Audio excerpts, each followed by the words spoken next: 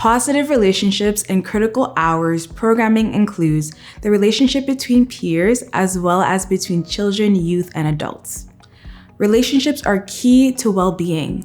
They act as a circle of support and are important to social and emotional development. Benefits of relationship development at critical hours programming is that participants can develop relationships across age groups, with older children mentoring younger children, and aligning individuals based on interests instead of simply age. This increases social competency and develops a web of support among peers. Activities that increase peer relationships include icebreakers, teamwork, and trust building. Staff should supervise interactions to provide modeling and coaching as needed, without interfering with the development of connection between peers. So we just want to make them as comfortable as possible, kind of like we're an older sibling to them, even like a role model, parent figure.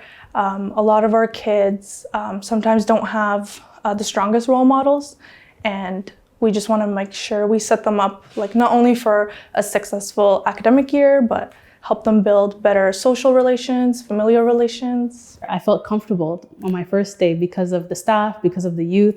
They would even call me over to play games. They don't even know who I am from a can of paint, but they were just very welcoming, and just the welcoming space and how inclusive it is and non-judgmental.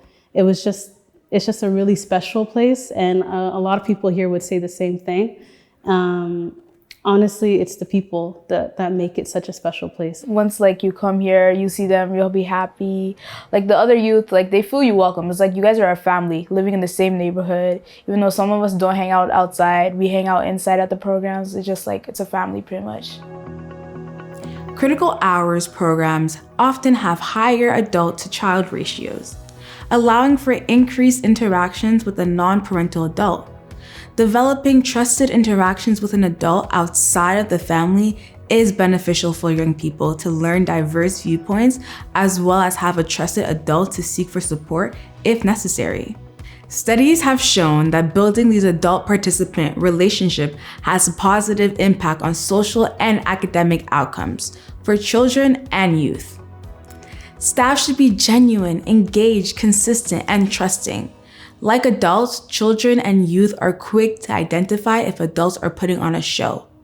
So it is important for staff to bring their true personalities.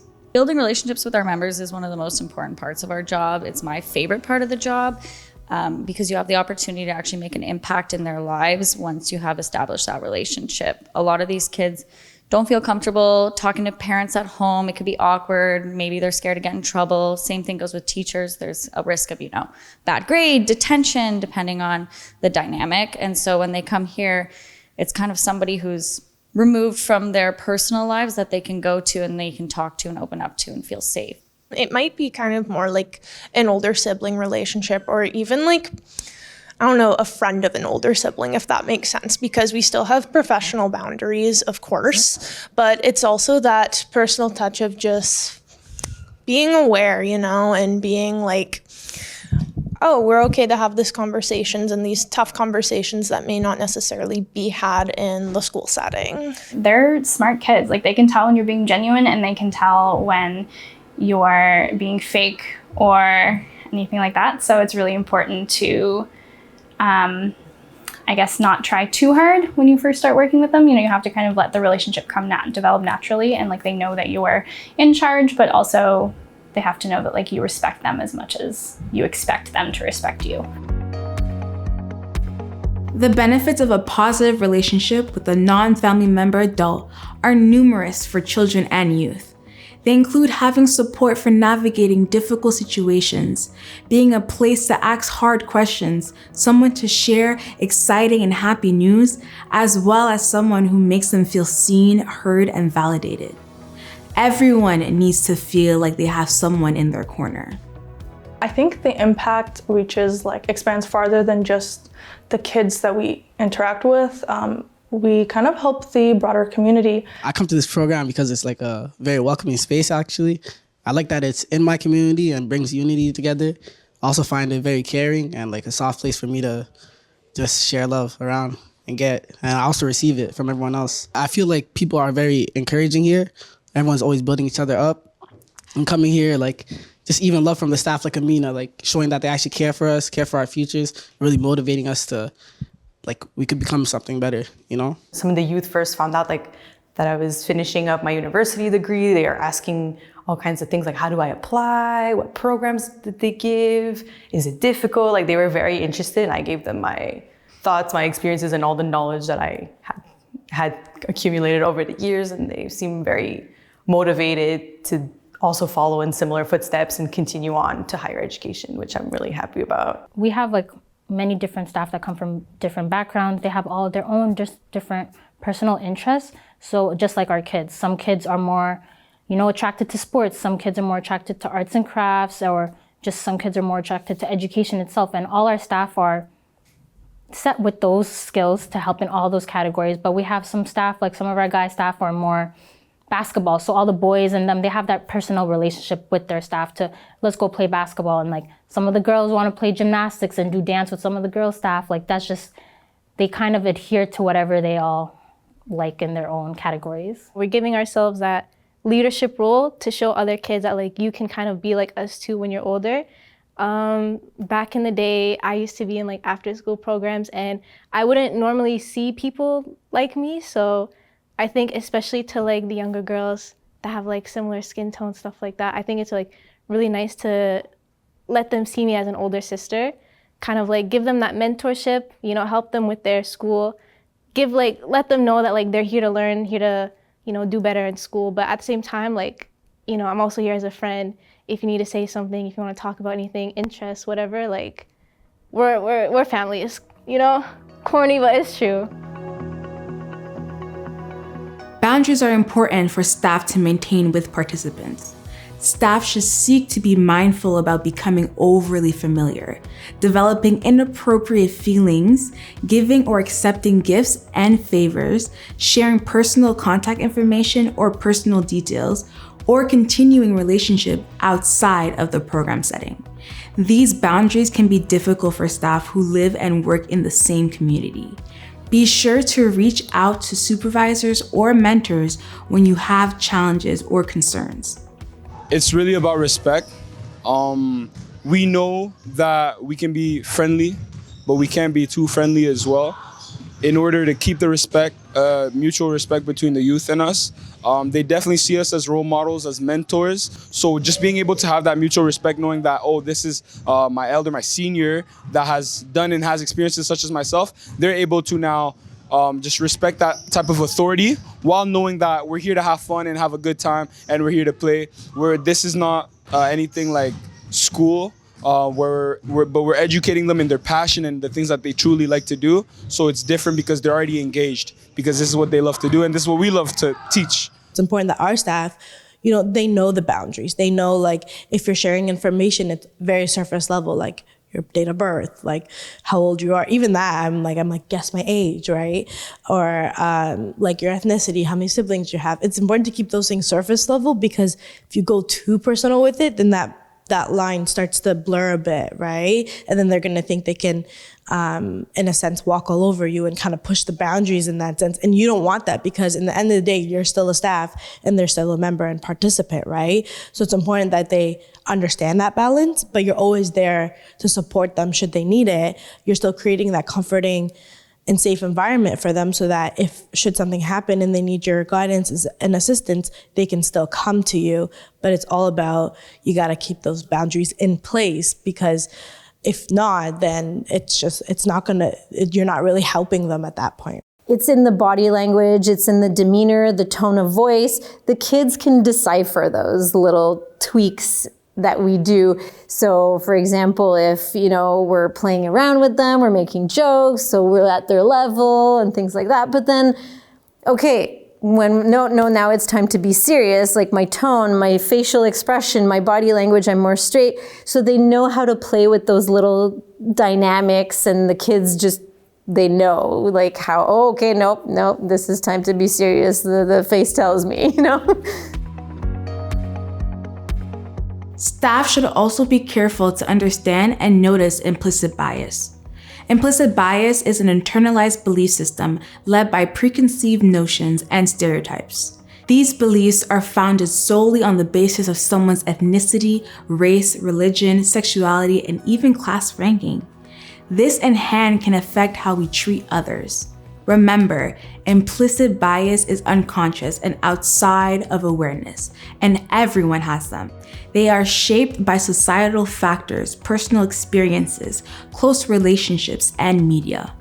However, this can heavily influence how we judge and interact with others based on factors such as race, culture, gender, language, social status, religion, and other identifiers. Staff should make sure to think about how they may respond to participants if they were of a different identity group. Then consider the basis for their assumption, understand how to be an ally, and educate themselves to better understand their own biases. In addition to being a path to develop better relationships with participants, continually seeking to counter implicit bias has the added benefit of modeling this lifelong skill to children and youth so that they learn to incorporate it into developing their peer relationships. Staff or also the youth who come to these programs, we all have different stories. And I think just having that kind of open relationship with everybody, like the open opportunities to have these discussions about these different things. And also the staff here, we don't all try to act perfect, like those perfect adults or perfect mentors. We own our mistakes when we make them and also show what we've learned from them as well, because adults do make mistakes too, right? And it's important to kind of show that to the kids and also to other staff that it's okay and we can learn from them. I think that our staff is really good at treating kids like humans, not being condescending, not talking down to them, like really being with them on their level. And we value them as people. We value their opinions. We value their feelings and their thoughts. And I think that they feel that we do based on the way that we treat them and speak to them and work with them through the struggles that they may be having. I know that I once also was a kid that also participated and did activities and programming such as this one, and now being able to give back, that's really my passion, and that's what I love to do. Seeing the positive outcome, I now have more respect for the opportunities that I took and that I had when I was a youth. And now it's just being able to give back those opportunities to the youth, and that's really what I care about. And just being able to see it has been, inspiring in my growth as a person as well. I learn here just as much as I teach or mentor. Conflict is inevitable in any relationship. In critical hours programs, it is important for staff to manage conflict in a constructive manner. This both leads to a resolution as well as modeling for participants how to address their own conflicts. Positive guidance leads to outcomes that benefits the involved parties without being punitive. I think it's always important to be able to talk with staff honestly and collaborate. Even if you have disagreements with staff, it's important to talk it through and see what you can do in the future to make sure that everyone is able to contribute their share to the program and that everyone is having a good time.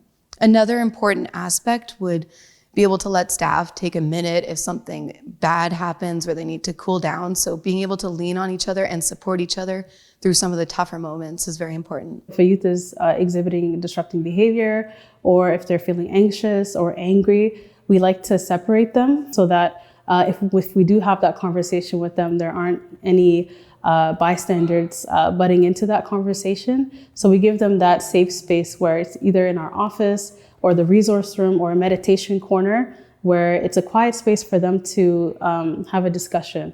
What we do is address it, but in a way where it's kind and positive. And if they do exhibit good behavior, we do positive reinforcement, reward them with something. We do have our Youth of the Month awards as well, which is one example, but having that conversation, that dialogue, and making sure you connect before you correct. And we just like to make sure that they know who we are, we know who they are. And then once we have that understanding, I feel like it changes a lot, which I've noticed with the youth members that we have here.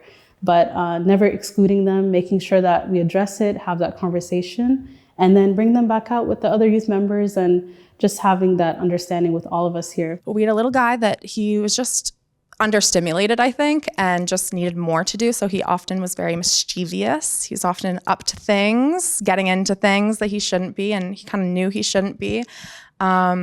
And we had a really rocky start to our relationship because I just felt like no matter what approach we took with him, no matter how many times we explained things to him, that he just like wasn't respecting us or the space. And that's really frustrating, especially when you work with kids for like multiple years and you're still feeling that way.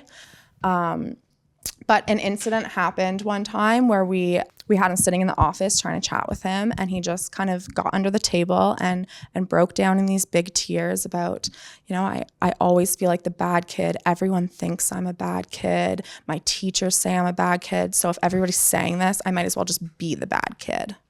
So we sat down, we chatted. I told him, you know, your behavior and who you are is two separate things, and we can always change our behavior. We can always, and we got past this situation. And then our relationship started to grow. And about maybe like 2 years ago, he's now a big teenage boy, and he came in here for something, and he kind of walked over to me and he goes, "I'm sorry for all the heck I put you through back then," and kind of gives me one of these little half hugs. And I was like, you know what? That's all the validation I need, that like a kid looked back and just thought like that one person believed in me. That one person didn't think I was a bad kid. That one person was willing to give me a chance and work with me. As you can see, the pillar of positive relationships supports programming being a place for children and youth to connect. This allows individuals to grow confident in their place in the world and in relation to others. Factors in developing this pillar are also woven into the other pillars. Be sure to view the videos on safe and supportive spaces and skill development to more fully understand positive relationships.